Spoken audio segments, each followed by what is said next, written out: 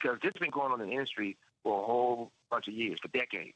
And at the same time, you know, nobody wants this to be true, and it shouldn't have to be true.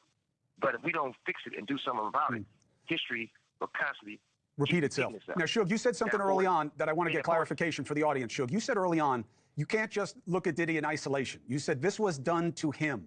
He learned from others, and it was done to him, and then he did to others. To me, that sounds like what I hear when people are talking about abusive situations, you know, hurt people, that someone was sexually abused, they wind up being a perpetrator. Is that what you're suggesting about Sean Combs, that he was sexually abused and he now sexually abuses? Yeah, I think that's absolutely right. I think he repeat what was done to him. And like I said, if you look at Russell Simmons, you know the truth. Andre Rail, you know the truth. Clyde Davis, you know the truth. Jimmy Iovine, you know the truth.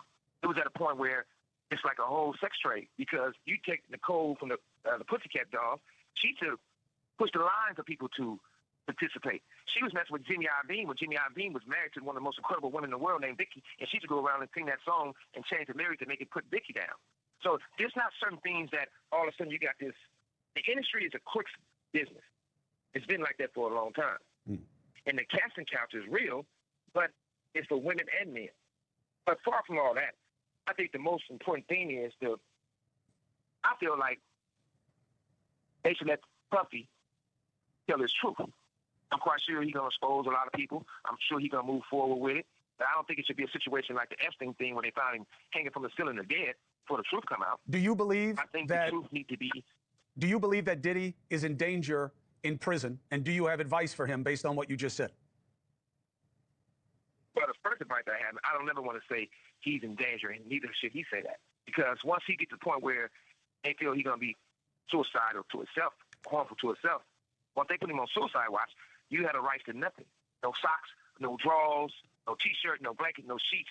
You asshole naked in a cell as a crazy man for him. Prison and jail is a negative environment. If somebody can do something to them and get a name for themselves, they're going to actually do it. Or they can do whatever they feel they got to do to prove themselves. But we also got to learn. We got to learn from our mistakes. Everything don't have to be a mistake. You got to better yourself. But we all know what we sign up for in life. So if I sign up to be a football player, I knew I'm going to get hit and I'm going to hurt some motherfuckers too. If I sign up to be in the music business and the entertainment business, if you fight the right and being a black man, there's certain things you got to look at for the challenges. If they can't take the money from you, they take you from the money by putting you in prison. That's a fact. In Puffy's situation, he should go and get his time out the way. Not no life sentence. If he can get a lesser time, he should jump on it because he had a great run. I'm in prison right now. I had a great run.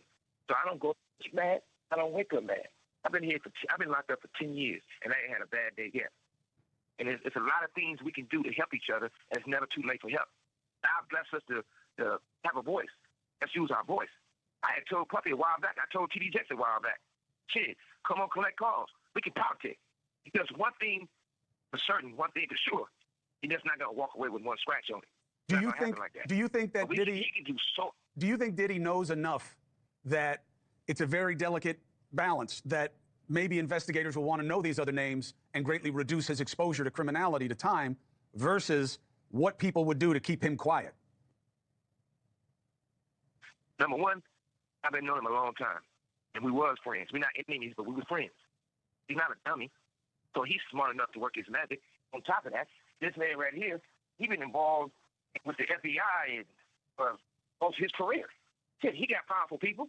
One of his partners who started his company with drug money, President Obama, got him out of prison. So it's not like he don't have no moves. So I don't think nobody should just count him out. I don't think he gonna lay down and just crawl in the corner and die. He probably going through a lot of shit right now because he's probably going through a lot of withdrawals for the drugs. But the industry got him on drugs. My artist, one of the worst mistakes I could have made was protecting my artist is doing a deal at Interscope. When my artists used to pull up in Valet, the Murdoch building, they get out, they smell like weed. When they clothes smell like weed. When they made it to any office, it would smell like weed. Those guys, for my artists, they introduced cocaine to my artists. So once they got on cocaine, once they got on drugs, once they got on alcohol, and that's when the weird stuff happened. And I think that's what took Puffy down that lane. Then you got to remember, Clyde Davis, Russell Simmons, Andre Rail. Simon, come on. You better believe it. Alcohol, drugs. He compromised his manhood. Because he was taught that. He got Usher as a kid. They never recorded no songs, but alcohol, drugs, sex. Justin Bieber. And see, they do these things to take control. They're not doing, there's nothing wrong with being gay. If you choose to be gay, that's your preference. But they're doing this to people for control. It's a power situation. Suge. And they've been having the power of the, yes. I appreciate